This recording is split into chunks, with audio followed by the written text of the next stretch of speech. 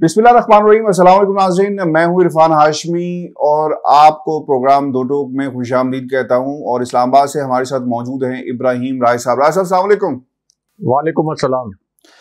राय साहब, तीन खबरें मेरे पास जिस पर हम तफसील से बात करेंगे। पहली खबर, आर्मी चीफ की अहम तरीन मुलाकातें हुई हैं और ये इमरान खान साहब से कैसे जुड़ी हुई हैं, इसकी तफसील अपने सुनने वालों के सामने हम रखेंगे। और फिर मरीम नवाज की एक कठपुतली ने कैसे इमरान खान पर वार किया है, इस वार की रुदात भी अपने सुनने वालों के सामने हम रखेंगे। और फिर मरीम नवाज की एक मुज़हका खेज वीडियो क्यों वायरल है, इसकी कहानी भी अपने सुनने वालों से हम शेयर करेंगे।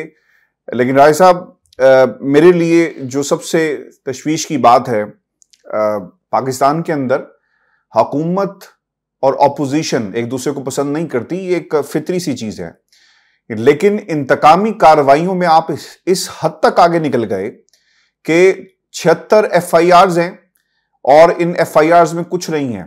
2-3 केसेस जरूर ऐसे कहे जाते हैं कि जिसकी बुनियाद पर इमरान खान को नाअहल करने की भरपूर कोशिश की जा रही है, गिरफ्तार करने की कोशिश की जा रही है। और बाज लोग तो राय साहब यहां तक कहते हैं कि नाअहली तो दूर की बात है, गिरफ्तारी भी हो जाए तो हम अपना बदला जो है वो ले लेंगे और हम कौम को एक दफा जरूर जो है दिखाना चाहते हैं कि हमने इमरान खान को गिरफ्तार कर लिया। ये सब कुछ ठीक है राय साहब, हर पार्टी जोर लगा रही है, लगाए, उसका ये एक अपना हक है, जैसे मर्जी वो करे। लेकिन जिन अदालतों में जजेस बैठे हुए हैं वहां से जिस किस्म के रिमार्क्स सामने आ रहे हैं राय साहब, ये बहुत ही अलार्मिंग है। जज का काम होता है जो हकाइक उसके सामने रखे जाएं, कम बोले, सुनने के बाद अगर कहीं पर कोई सी चीज क्लियर नहीं है तो उस पर सवाल करे और फिर आगे बढ़ जाए। लेकिन यहां पर बाकायदा तकरीरें हो रही हैं, बाकायदा तारीख के रेफरेंस दिए जा रहे हैं और उन चीजों के रेफरेंस दिए जा रहे हैं जिसका केस से कोई ताल्लुक नहीं है राय साहब। इसलिए हम जो है पाकिस्तान की अदलिया का कोई नंबर नहीं है। लोग कहते हैं कि जी बहुत नीचे, मैं कहता हूं नंबर ही कोई नहीं है। अब ये chief justice Islamabad high court हैं आमिर फारूक साहब, और इन्होंने क्या रिमार्क्स दिए, इनकी अदालत में क्या हुआ, ये बताना बहुत ही जरूरी है। इस पर फिर आपका तज्जिया भी लेते हैं कि ये रिमार्क्स और क्या उन्होंने कहा है। आमिर फारूक साहब ने इमरान खान के वकील से कहा कि ये वारंट मुलजिम को किसी जेल में डालने के लिए तो नहीं है, क्योंकि बार बार कहा जा रहा था ना कि वारंट को आप खत्म करें। और खान साहब जो है एक मौका ये भी दिया गया कि कितने दिनों में पेश हो जाएंगे और अगर आप मेरिट पर मुझसे रिलीफ चाहेंगे तो वो नहीं आपको मिलेगा, ये अपने क्लाइंट से यानी खान साहब से पूछकर बता दें कि कितना वक्त चाहिए। तो उन्होंने कहा जी कि 4 हफ्ते दे दें। खान साहब ने हमें कहा, तो इस पर ये सारी कार्रवाई हुई और सवालात जो रखे गए। आमिर फारूक साहब ये कहते हैं कि वारंट मुलजिम को किसी जेल में डालने के लिए नहीं होते, आप बता दें कि अदालत मुलजिम को और किस तरह बुलाए। कानून में तो मुलजिम की हाजिरी यकीनी बनाने के लिए एक यही तरीका है, कानून को अपना रास्ता खुद बनाने देना चाहिए। हमारी इस्तदा है, ये कहा गया इमरान खान के वकील की तरफ से कि इमरान खान के वारंट मनसूख कर दिए जाएं। चीफ जस्टिस आमिर फारूक ने कहा कि वारंट मनसूख होने से क्या होगा, अदालत तो आपको केस का ट्रायल चलाने के लिए बुला रही है, कोई ऐसा ऑर्डर पास नहीं करूंगा जो आम प्रैक्टिस से बाहर हो। फर्दर जुर्म के लिए इमरान खान को जाती तौर पर पेश होना पड़ेगा। 9 तारीख को इमरान खान ने यहां पेश होना है, वहां भी हो जाए। राय साहब, फर्दर जुर्म एक और भी आयद होनी थी, नहीं आयद हुई थी, बल्कि उस शख्सियत को पाकिस्तान पर नाफिज कर दिया गया, काबिज कर दिया गया, और वो किस तरह पाकिस्तान के निज़ाम पर एक कब्जा ग्रुप की तरह आया, वो पूरी कौम के सामने है। वकील ये भी कहते हैं कि इमरान खान को संगीन सिक्योरिटी थ्रेट्स हैं। इस पर हाई कोर्ट ने ये कहा कि हमें भी जी सिक्योरिटी थ्रेट्स हैं। राज साहब, सिक्योरिटी थ्रेट्स तो आपको भी हैं, मुझे भी हैं, कुछ भी हो सकता है किसी वक्त भी, आम पाकिस्तानी को भी है, जो सड़क पे जा रहा है उसको भी थ्रेट्स हर किस्म के होते हैं। लेकिन इस्लामाबाद हाई कोर्ट के चीफ जस्टिस ने कहा कि सिक्योरिटी थ्रेट्स के लेटर हमें रोजाना की बुनियाद पर मिलते हैं, मेरिट पर आपको इस दरखास्त में कुछ नहीं मिलना, मुझे तारीख बता दें इमरान खान किस तारीख को पेश होंगे, हमें रोजाना सिक्योरिटी थ्रेट्स के लेटर आ रहे हैं, तो क्या हम काम बंद कर देंगे। मुझे आईजी ने आकर कहा कि तमाम जजेस की सिक्योरिटी थ्रेट्स हैं, मैं पब्लिक को रिस्क में डालकर खुद सिक्योरिटी कैसे ले लूं।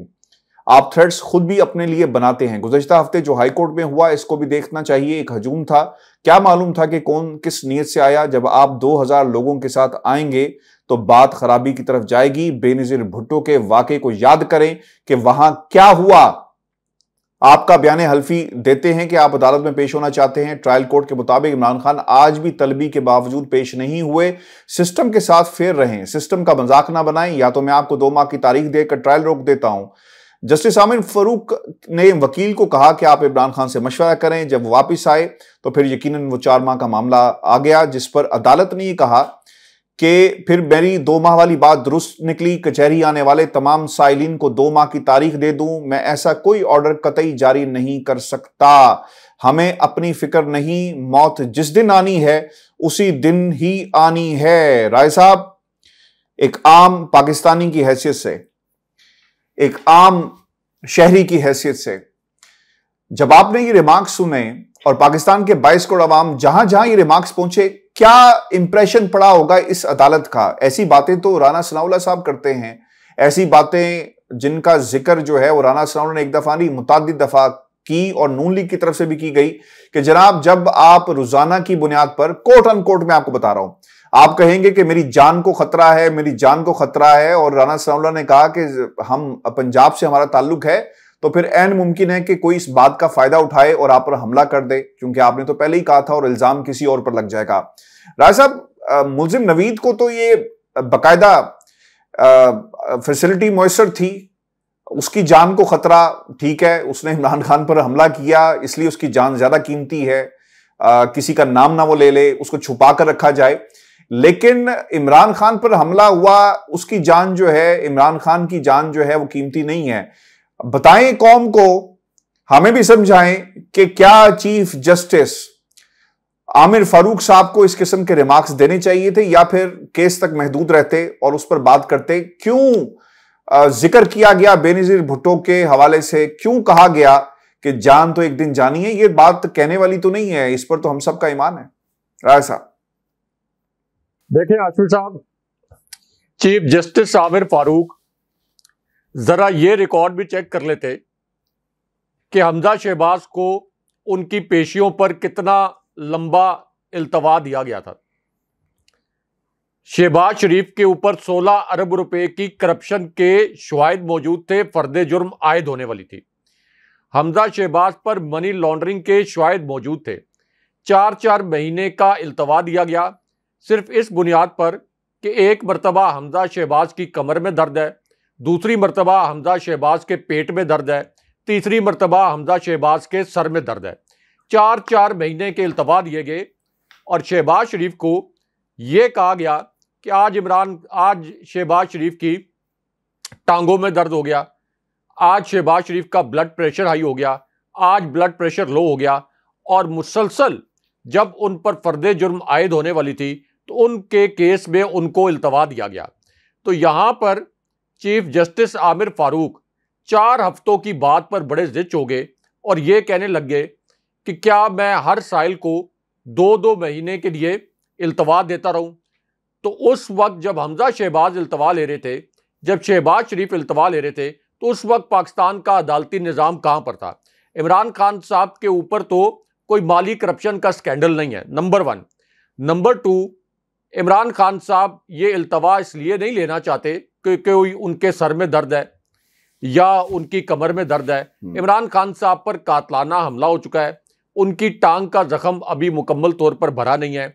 दूसरा, उनके मुतल्लिक एक ठोस इंटेलिजेंस इंफॉर्मेशन है जिसको पाकिस्तान की सिक्योरिटी एजेंसीज वेरीफाई कर सकती हैं कि उनके ऊपर एक और हमला हो सकता है। फिर आशमी साहब, ये इस्लामाबाद हाई कोर्ट, ये पॉइंट बड़ा अहम है और हमारे व्यूअर्स को भी ज़रा गौर से सुनना चाहिए। ये वो इस्लामाबाद हाई कोर्ट है आशमी साहब कि जब यहाँ पर केस लगा मियाँ नवाज शरीफ की बैरून मुल्क रवानगी के हवाले से, तो उस वक्त ये कहा गया, ये रिमार्क्स दिए गए कि नवाज शरीफ को अगर कुछ हो गया, नवाज शरीफ की ज़िंदगी को कुछ खतरा हो गया, तो फिर इमरान खान जवाब दें, तहरीरी तौर पर लिख के दें कि जिम्मेदार कौन होगा। अब वो मियाँ नवाज शरीफ जो सुप्रीम कोर्ट से सज़ा याफ्ता करार पाए थे, सुप्रीम कोर्ट से नायल हुए थे, उसके बाद सुप्रीम कोर्ट की सुपरविजन में एहतसाब अदालतों से सज़ा याफ्ता मुजरिम करार पाए थे और उनके ऊपर अरबों रुपए की करप्शन का इल्ज़ाम था।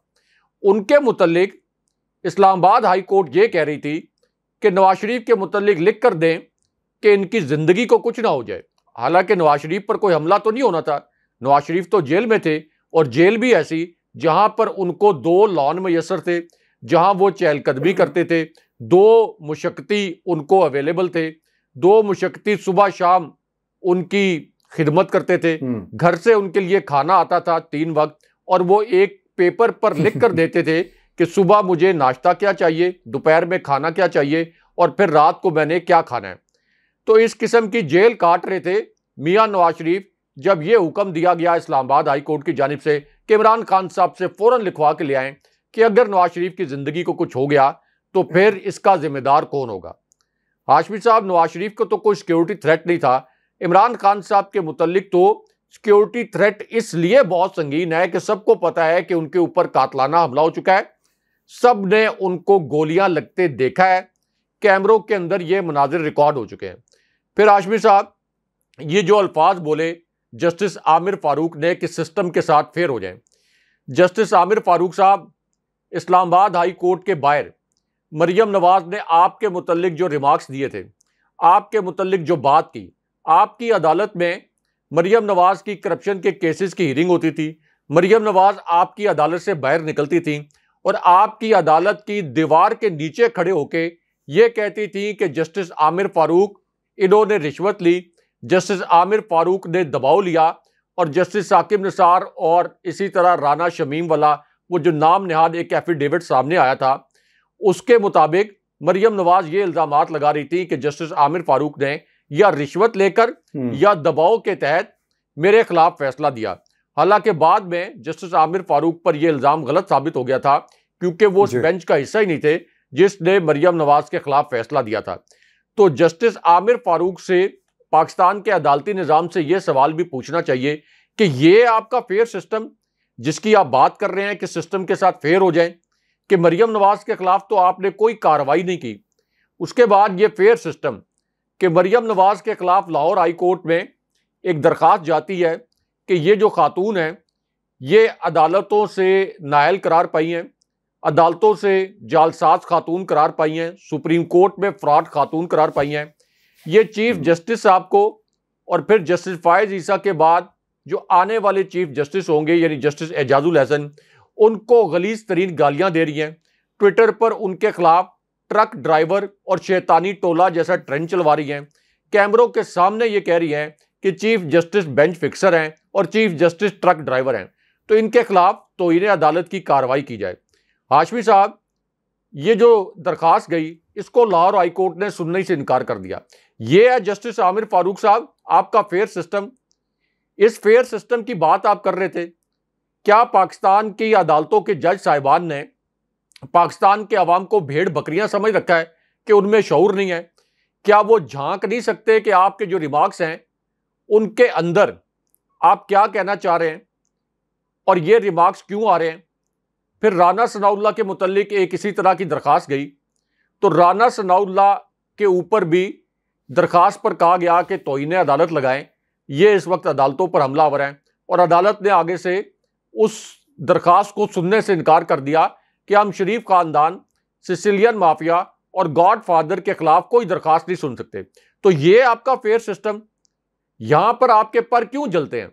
शरीफ खानदान के खिलाफ आप कार्रवाई करने से क्यों डरते हैं? दूसरी बात कि इसी इस्लामाबाद हाई कोर्ट में जिसमें ये मुज़िक्का खेज किस्म के रिमार्क्स आए हैं, यहां पर पहले यह कहा गया था कि एक टी रूम है हमारा, हमने इस टी रूम में इमरान खान साहब की तकरीर की सर्विलेंस की, जज ज़ेबा साहिबा के मुतल्लिक जो रिमार्क्स थे इमरान खान साहब के कि इक़्तिदार में आके उनके खिलाफ कानून के मुताबिक कार्रवाई करेंगे, तो ये कहा गया कि हमने टी रूम में इमरान खान साहब के ये अल्फाज सुने। इमरान खान साहब ने तो बहुत तज़ीक आमेज़ अल्फाज इस्तेमाल कर दिए, इमरान खान साहब पर दहशतगर्दी का मुकदमा भी बन गया, तौहीन अदालत का मुकदमा भी बन गया। तो कहाँ है आपका फेयर सिस्टम कि इमरान खान साहब के बयान पर दहशतगर्दी का मुकदमा बन जाए, तौहीन अदालत का मुकदमा बन जाए? मरियम नवाज यहां पर दंदना रही हैं, कैमरों के सामने आपकी अदालत पर हमलावर हो रही हैं। जस्टिस आमिर फारूक साहब, सबसे बड़े विक्टिम मरियम नवाज के आप खुद हैं, लेकिन लगता ऐसा है कि आपकी अदालत में या पाकिस्तान की किसी अदालत में यह जुर्रत नहीं है कि सिसिलियन माफिया, जिसको सुप्रीम कोर्ट ने सिसिलियन माफिया करार दिया था, सुप्रीम कोर्ट ने गॉड फादर करार दिया था, उनके खिलाफ कोई कार्रवाई कर सकें। आप करके दिखाएं मरियम नवाज के खिलाफ कार्रवाई। अब आपका टी रूम क्या नेपाल में शिफ्ट हो गया है, खटमंडू में शिफ्ट हो गया है, मिसमार हो गया है? वहां जो आपके जज साहिबान बैठे हुए थे, क्या उनको यरगमाल बना लिया गया है? आप किस फेयर सिस्टम की बात कर रहे हैं? क्या यह फेयर सिस्टम है कि इमरान खान साहब के ऊपर जो केसेस बनाए गए हैं, क्या ये फेयर केसेस हैं कि इलेक्शन कमीशन के बाहर एहतजाज हो गया तो इमरान खान साहब के ऊपर केस बना दें? इलेक्शन कमीशन के बाहर नून लीग ने कितनी बार एहतजाज किया, पुरतशद्दुद एहतजाज किया।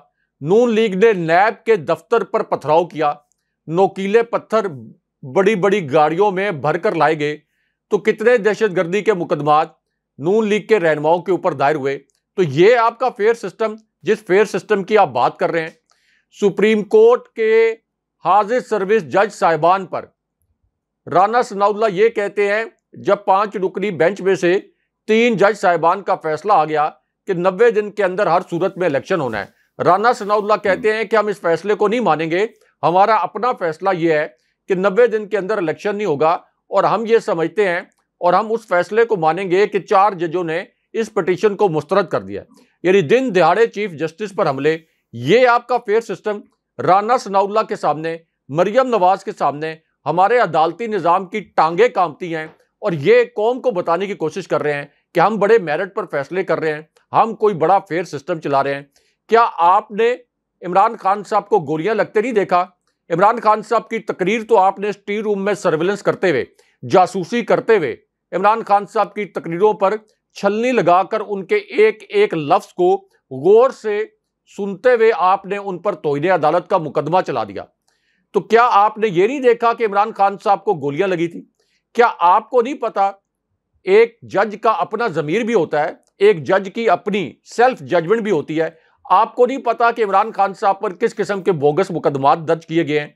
मरियम नवाज और मियां नवाज शरीफ, इनके मुकदमात का क्या इमरान खान साहब पर जो मुकदमात है उनके साथ कोई कंपैरिजन किया जा सकता है? तो हाशमी साहब, अब अगर आप इस किस्म के रिमार्क्स दें, जो भी जज साहिबान ने रिमार्क्स देने हैं, लोगों में बड़ा शऊर आ गया है। ये टेक्नोलॉजी का दौर है, 4G 5G का दौर है। आपके कैमरे पे तमाम स्टेटमेंट्स रिकॉर्ड होती हैं। लोग याद कर रहे हैं कि किस तरह से 50 रुपए के स्टैम्प पेपर के ऊपर आपकी लाहौर हाई कोर्ट ने नवाज शरीफ को यहां से फरार होने दिया था, और उस वक्त इमरान खान साहब कह रहे थे कि 7 अरब रुपए का श्योरिटी बॉन्ड ले लें। इमरान खान साहब लाहौर हाई कोर्ट से कह रहे थे कि यह शख्स अरबों रुपए लूट के यहां से फरार हो रहा है, इसने वापस नहीं आना, 7 अरब रुपए कम से कम पाकिस्तान की मैशत में ऐड हो जाएंगे। तो उस वक्त 50 रुपए के एक एफिडेविट पर, जाली एफिडेविट पर नवाज शरीफ गए। 8 हफ्तों में कमिटमेंट थी कि वापस आएंगे, आज तक वापस नहीं आए। क्या शहबाज शरीफ पर, जिन्होंने ये जाली एफिडेविट जमा कराया था, क्या उनके ऊपर तौहीन अदालत की कार्रवाई हुई?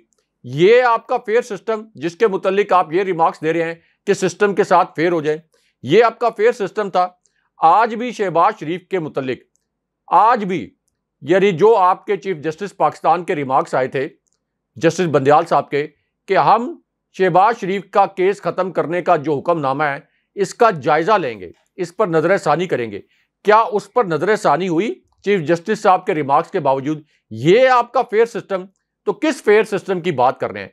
पाकिस्तान के अंदर ये ओपन सीक्रेट है, हर शख्स को पता है कि इमरान खान साहब को पीडीएम के इमाम पर अदालतें भी निशाना बना रही हैं, पीडीएम के इमाम पर पुलिस भी निशाना बना रही है, पीडीएम के इमाम पर इलेक्शन कमीशन भी निशाना बना रहा है। तमाम रियासती इदारे इस वक्त इमरान खान साहब के खिलाफ काम कर रहे हैं। अगर आप में जुर्रत हो, आपके अदालती निज़ाम में हिम्मत हो, तो इमरान खान साहब के मुतालिक कोई मेरिट पर फैसला करें। अगर इमरान खान साहब के मुतालिक मेरिट पर फैसला नहीं कर सकते तो अपनी हाई कोर्ट को ही बचा लें, अपनी सुप्रीम कोर्ट को बचा लें, अपने जज साहिबान को तहफ़्फ़ुज़ दे दें। लाहौर हाई कोर्ट के चीफ जस्टिस को दामाद चीफ जस्टिस कह रही है मरियम नवाज। अगर आप अपनी अदालतों को और अपने जज साहिबान को इस सिसिलियन माफिया से नहीं बचा सकते तो फिर आप किस फेयर सिस्टम की बात कर रहे हैं? राय साहब, एक खबर, आर्मी चीफ की मुलाकात हुई है बिजनेस कम्युनिटी से, और इस बिजनेस कम्युनिटी की मुलाकात के अंदर इसहाक डार साहब भी मौजूद थे। बज़ाहिर ऐसा लगता है कि पाकिस्तान के माशी हालात के हवाले से ऑब्वियसली कॉन्फिडेंस दिलाया गया है army chief general Asim Munir साहब की तरफ से। हालात कैसे हैं, इकॉनमी कहां पर खड़ी है, तमाम स्टेक होल्डर्स को इत्तेमाद में लिया गया है। कुछ निकात हैं वो मैं आपके सामने रख देता हूं, और इस मुलाकात का एक और भी जाविया है, इस पर आगे चलकर बात करेंगे। लेकिन इस मुलाकात की कहानी जो रिपोर्ट हुई है पाकिस्तान के मीडिया पर, वो असल में है क्या, और कुछ ऐसी बातें जिन्हें रिपोर्ट नहीं किया गया। जराए के मुताबिक ये जो खबर लगाई गई राय साहब, आर्मी चीफ ने बिजनेस कम्युनिटी को पैगाम दिया कि मसाइल जरूर हैं मगर पाकिस्तान में सब बराबर नहीं है, मुल्क को मिलकर मसाइल से निकालेंगे और आखिर तक लड़ेंगे। वज़ीर ख़ज़ाना ने बिजनेस कम्युनिटी को यकीन दिलाया कि IMF से जल्द स्टाफ लेवल मुआहिदा हो जाएगा। जून में हम IMF का ये प्रोग्राम मुकम्मल करेंगे और फिर आइंदा की मुआशी हिकमत अमली के हवाले से अपने ऑप्शंस देखेंगे। इसहाक डार ने ताजरों को बताया कि IMF का रवैया माजी में कभी इतना सख्त नहीं रहा जितना अब है। इस वक्त IMF प्रोग्राम के जरिए पाकिस्तान को मजबूर किया जा रहा है, सख्त से सख्त शराइत बनवाई जा सकती हैं। चीन को यह बात समझ आ गई थी, इसलिए चीन से पाकिस्तान को फौरी तौर पर डिपॉजिट्स मिल गए, मगर IMF के स्टाफ लेवल मुआहिदे के साथ दीगर दोस्त ममालिक बैन अवी इदारों से भी पैसे मिल जाएंगे और सूरत हाल मजीद बेहतर हो जाएगी। जराए के मुताबिक आर्मी चीफ ने भी बिजनेस कम्युनिटी को एतमाद दिया कि दोस्त ममालिक की तरफ से सरमायाकारी भी आएगी और मुल्क के मुस्तकबिल के लिए ज़राअत में ज्वाइंट वेंचर्स के जरिए रिफॉर्म्स होंगे, जिससे मुल्क की फूड सिक्योरिटी का मसला भी हल होगा। जराए ये भी दावा करते हैं कि आर्मी चीफ ने वाजे किया कि वो सियासी मामलात में मुदाखलत नहीं करेंगे और सियासी क़यादत अपने मसाइल खुद हल करेगी। Army chief general Asim Munir ने यह भी बताया कि साबिक वज़ीर-ए-आज़म इमरान खान ने मुझसे मुलाकात की ख्वाहिश जाहिर की थी और पैगाम भिजवाया था, मगर मेरा जवाब यही था कि बतौर आर्मी चीफ मेरा क्या काम है कि मैं सियासतदानों से मुलाकातें करूं, और इमरान खान मुझसे मिलना चाहते थे, मगर मेरा पैगाम यही था कि सियासतदान खुद आपस में मिलकर सियासी मसाइल का हल तलाश करें। फौज सियासत में मुदाखलत नहीं करेगी और सियासी किरदार अदा नहीं करेगी। फवाद चौधरी साहब ने इस हवाले से रिएक्शन दिया, लेकिन राय साहब अब ये इस चीज को रिफ्यूट किया गया है, रिबर्टल आया है फवाद चौधरी साहब की तरफ से कि इस किस्म की कोई बात जो है वो नहीं की कही गई। लेकिन राय साहब, पाकिस्तान तहरीक इंसाफ के कुछ लोग ऐसे जरूर हमने देखे अकाउंट से ये बात कही गई कि क्या पैगाम पहुंचाया गया है, और ये बात एक तरफ। लेकिन राय साहब, कुछ सीरियस क्वेश्चंस जो हैं जो रेज होते हैं इस मुलाकात के हवाले से कि ये मामला जब सियासी मुदाखलत का था तो किसकी तरफ से उठाया गया होगा एक ऐसी मीटिंग में जहां पर हुकूमत के लोग मौजूद हैं, बिजनेस कम्युनिटी मौजूद है। क्या ये मामला बिजनेस कम्युनिटी की तरफ से उठाया गया होगा कि खान साहब मिलना चाहते थे तो उसका क्या हुआ, क्योंकि ये सवाल जवाब सेशन तो नहीं था, और जो रिपोर्ट किया गया जराए के मुताबिक उससे तो ये लगता है कि जो एक खास पैगाम है वो दिया गया है। अगर सहाफ़ी वहां पर मौजूद होते और इन खबरों का कोई सवाल करता तो यकीनन ये बात, इसका जवाब आता, बेशक जराए से आया और इसकी तस्दीक हो जाती या तरदीद हो जाती। लेकिन जो खबर रिपोर्ट हुई है उसमें यह कहा गया कि हमारा सियासत से कोई ताल्लुक नहीं है। बहुत अच्छी बात है, नहीं होना चाहिए, लेकिन जराए ने इसे रिपोर्ट किया है। नून लीग के लिए राय साहब क्या खबर है इसमें? अदम एतमाद, आज भी सहारों और बैसाखियों की जरूरत है। मईशत जादूगर जो डार साहब थे उनसे नहीं संभल सकी और मदद जो है मांगी जा रही है। माजी में जनरल बाजवा तकरीरें करते रहे, मुल्कों के दौरे करते रहे, और आज यही कॉन्फिडेंस बिजनेस कम्युनिटी को जनरल आसिम मुनीर साहब की तरफ से इस खबर के मुताबिक जो रिपोर्ट हुई है दिलाया जा रहा है। एतमाद जी राय साहब। देखें आशु साहब, एक तो ये जो मीटिंग हुई है इसने इसहाक डार के खिलाफ एक FIR कटवा दी। इससे इसहाक डार की नाअहली के ऊपर एक और मोहर लग गई कि इसहाक डार के ऊपर पाकिस्तान की बिजनेस कम्युनिटी का एतमाद नहीं है, पाकिस्तान के सरमायाकारों का एतमाद नहीं है, पाकिस्तान के सनतकारों का एतमाद नहीं है, और पाकिस्तान के जो बिजनेस कम्युनिटी है वो ये समझती है कि इसहाक डार इस कदर नायल हैं कि उन्होंने इतने बुरे तरीके से मईशत डबोई कि अब पाकिस्तान के अंदर उनका सरमाया भी महफूज नहीं है, इसी तरह उनका कारोबार महफूज नहीं है। इस वजह से अब इसहाक डार की ये जो तिफल तसलियाँ थी, या शहबाज शरीफ ने जो 2-3 मरतबा बिजनेस कम्युनिटी से मीटिंग्स की और उसके बाद नाम नहाद इकनॉमिक प्लान्स बनाए, इनसे पाकिस्तान के ताजिर, सनतकार और ये आपके सरमायाकार ये मुतमईन नहीं हुए, क्योंकि मईशत मुसलसल डूबते चली गई। अब उसके बाद army chief general Asim Munir को खुद सामने आना पड़ा। यानी आप अंदाज़ा कर लें कि ये कितने नालायक, कितने नाहल हैं कि army chief general Asim Munir को ये गैर मामूली बात है कि उनको सनतकारों से, ताजरों से, बिजनेस कम्युनिटी से मिलना पड़ा। उनको एतमाद देना पड़ा या उनको एतमाद देने की कोशिश की उन्होंने कि पाकिस्तान के अंदर हालात बेहतर हो जाएंगे। लेकिन हाशमी साहब, अब हालात की बेहतरी की जानिब जो एक इशारा किया गया, इस पर तो बात करते हैं, लेकिन जो अहम पॉइंट इमरान खान साहब के हवाले से है उस पर बात करना बहुत ज़रूरी है, क्योंकि मीडिया ने उस पॉइंट पर बात नहीं की जानबूझकर, या अगर बात भी की है तो मनफी एंगल से बात की है। एक तो हाशमी साहब, इमरान खान साहब के मुतल्लिक जो इंतखाबी सर्वेज आ रहे हैं वो क्या कह रहे हैं? वो ये कह रहे हैं कि इमरान खान साहब 76 से 80% वोटों के साथ, 76 से 80% अक्सरियत के साथ 2023 का इलेक्शन जीत जाएंगे। इन सर्वेस को वो रिजल्ट सपोर्ट करते हैं जो कि 2 ज़िमनी इलेक्शन में आए। एक ऐसे वक्त में वो 2 ज़िमनी इलेक्शन हुए जब जनाब बाजवा आर्मी चीफ थे। जनाब बाजवा और उनकी इस्टेब्लिशमेंट इमरान खान साहब के खिलाफ काम कर रहे थे। इलेक्शन कमीशन इमरान खान साहब के खिलाफ काम कर रहा था। मिस्टर एक्स और मिस्टर वाई इमरान खान साहब को हराने के लिए काम कर रहे थे। हमजा शहबाज की जाली हुकूमत पंजाब में पूरी रियासती मशीनरी इस्तेमाल कर रही थी इमरान खान साहब को हराने के लिए। और इस्लामाबाद में ये जो 25 किलोमीटर की जाली वफाकी हुकूमत है, इसने अपने वसाइल का मुंह खोल दिया था अपने वोटरों के लिए कि किसी तरीके से धांधली के जरिए इमरान खान साहब को जिता दें, इमरान खान साहब को हरवा दें। लेकिन हुआ क्या? हुआ ये कि इमरान खान साहब ने 3/4 अक्सरियत के करीब या 2/3 अक्सरियत से भी ज्यादा मार्जिन के साथ ये दोनों ज़िमनी इलेक्शन जीत लिए। अभी जो आपका राजनपुर का इलेक्शन हुआ उसमें इतनी बड़ी लीड से इमरान खान साहब ने ये इलेक्शन जीता कि तमाम जमातों के मिलाकर उतने वोट नहीं थे जितने पीटीआई के उम्मीदवार के वोट थे। तो इमरान खान साहब को क्या इस वक्त आर्मी चीफ की मदद की जरूरत है?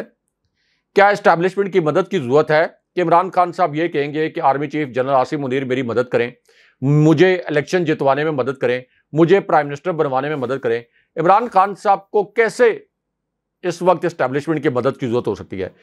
जनाब बाजवा की एस्टैब्लिशमेंट इमरान खान साहब के खिलाफ काम करते हुए भी इमरान खान साहब को फतवात से नहीं रोक सकी। तो फिर इसका मतलब यह है कि इमरान खान साहब को एस्टैब्लिशमेंट की मदद की जरूरत नहीं है इलेक्शन जीतने के लिए। इस वक्त एस्टैब्लिशमेंट की मदद की जरूरत किसको है?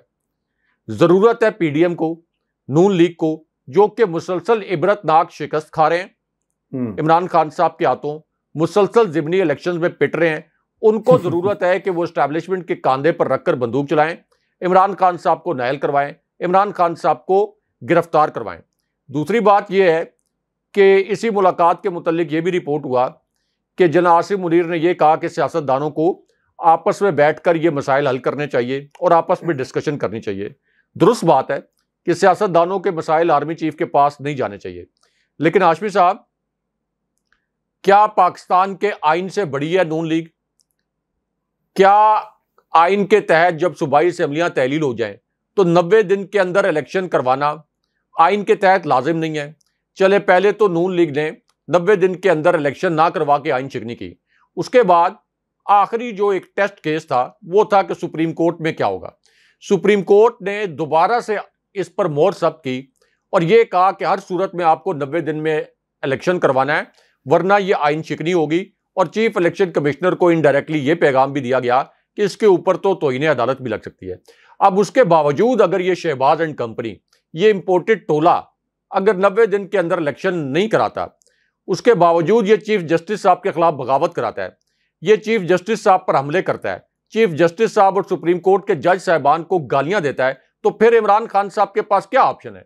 क्या इमरान खान साहब को फिर भी इस करप्ट टोले के साथ बैठने का मशवरा देना चाहिए कि इनके साथ बैठ जाएं, जो आइन को रोंद रहे हैं, जो चीफ जस्टिस को गालियां दे रहे हैं, इनके साथ इमरान खान साहब को बैठना चाहिए? इमरान खान साहब के पास तो फिर यही ऑप्शन रह जाता है कि अगर ये अदालतों के फैसले भी नहीं मान रहे, तमाम इदारे भी इनके साथ खड़े हैं, तो फिर वो अपनी अवामी ताकत दिखाएं और अवामी ताकत के जरिए इस फस्तायत का मुकाबला करें।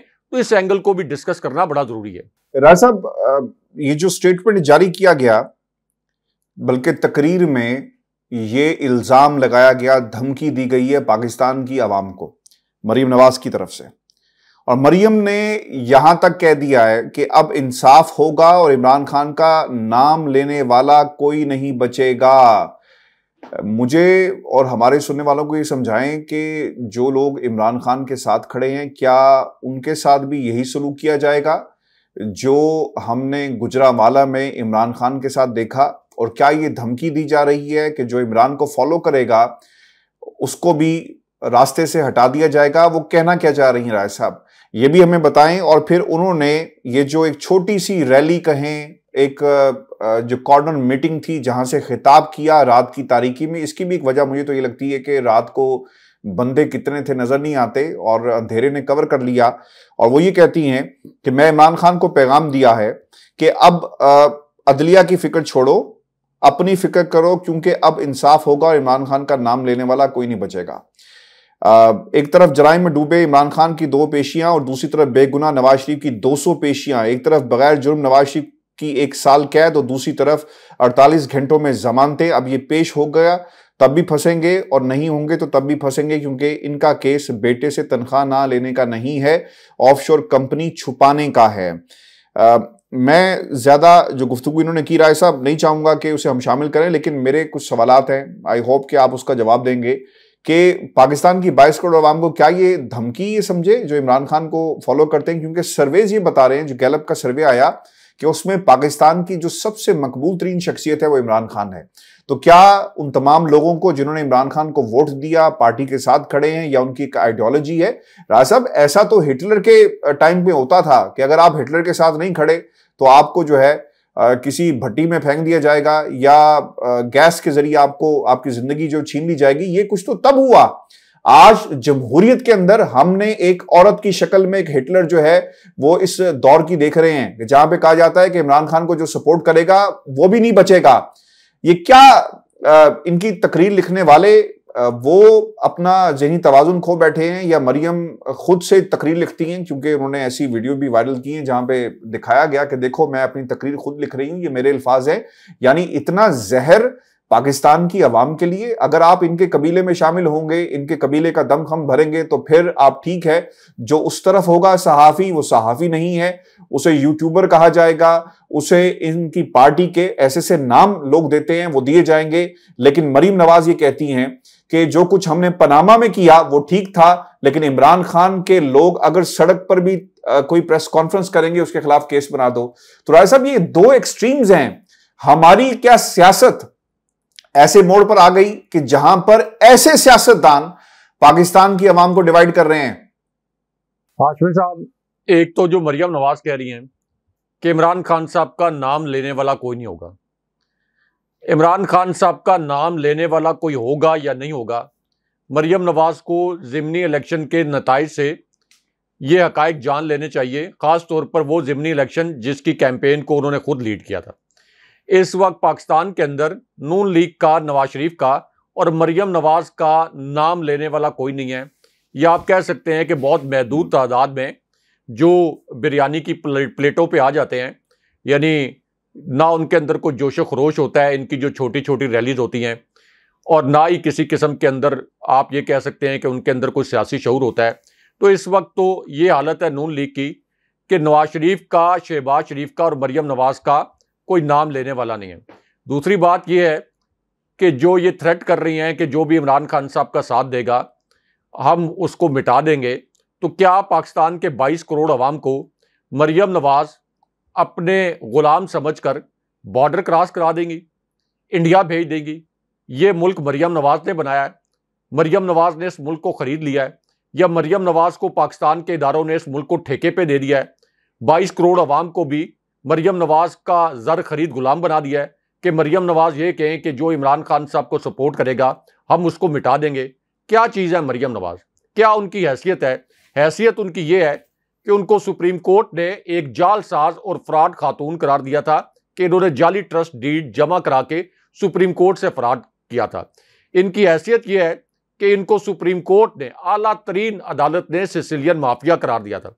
तो किस कैपेसिटी में वो ये बातें कर रही हैं कि इमरान खान साहब का जो सपोर्टर होगा हम उसको नहीं छोड़ेंगे और उसको मिटा देंगे? हाशमी साहब, ये असल में फ्रस्ट्रेशन है। जो आपने कहा कि वो तकरीरें खुद लिखती हैं, वो 3 सतरें नहीं लिख सकती। उनके सियासी शऊर का ये लेवल है कि तकरीर छोड़कर 3 सतरें नहीं लिख सकती। वो तो जानबूझकर, हाशमी साहब, वो 1-2 पिक्चर्स जो हैं वो जानबूझकर पूरी तैयारी के साथ इस तरह से शो किया जाता है कि मरियम नवाज देखें ये जलसा गाह में बैठी हुई हैं और वहां बैठ के कोई लिख रही हैं। ये पूरा जो ड्रामा किया जाता है, मरियम नवाज ने अपने हजारों जाली अकाउंट्स बनाए हुए हैं, एक स्पेन की चिड़िया, एक कोई बार्सिलोना की चिड़िया, एक अर्जेंटाइन की चिड़िया, और वो जो जाली अकाउंट है पहले उनसे ट्वीट करवाती हैं, उसके ऊपर जो उन्होंने नाम निहाद अपना बयानिया देना होता है उसके ऊपर ट्वीट कर देती हैं, अपनी तस्वीरें ट्वीट करवाती हैं, उसको फिर रीट्वीट करती हैं। तो मरियम नवाज के ये जो ऑस्कर अवार्ड याफ्ता ड्रामे हैं, इनके मुतालिक सब लोग जानते हैं कि वो किस किस्म के ड्रामे करती हैं। यहां तक कि उनके जो अंग्रेजी के ट्वीट्स हैं ये भी कोई और लिखता है और सबको पता है कि ये ट्वीट्स किसकी जानिब से लिखे जाते हैं। तो मरियम नवाज इस वक्त असल में मुकम्मल तौर पर फ्रस्ट्रेट हुई हैं।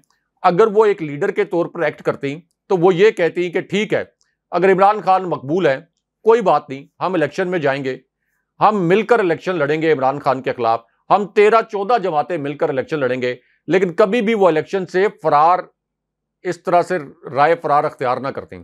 अब मरियम नवाज चूंकि उनको पता है कि एक इबरतनाक शिकस्त उनका इंतजार कर रही है, इस वजह से वो एस्टैब्लिशमेंट का सहारा ले रही हैं। इलेक्शन कमीशन को अपना कठपुतली बनाया हुआ है, इसी तरह पुलिस को अपना कठपुतली गुलाम बनाया हुआ है, और उनके जरिए इनकी कोशिश है कि हम इमरान खान साहब को ब्लैकमेल करें और इमरान खान साहब को मजबूर करें कि वो अक्टूबर में जाके इलेक्शन करवाएं, सूबाई असेंबली के और कौमी असेंबली के, और 30 अप्रैल के इलेक्शन के ऐलान से पंजाब में जो इलेक्शन होना है इससे पीछे हट जाए। लेकिन इमरान खान साहब जो कातलाना हमले के बाद ब्लैकमेल नहीं हुए, तो वो इस किस्म के मरियम नवाज के ये जाली दावे हैं इनसे भी ब्लैकमेल नहीं होंगे। बहुत शुक्रिया साहब। व्यूअर्स, ये शो था आज का। अपने कमेंट्स भेजिएगा, चैनल को जरूर सब्सक्राइब करें। मुझे और इब्राहिम राय साहब को इजाजत दीजिए। अल्लाह ने के बाद।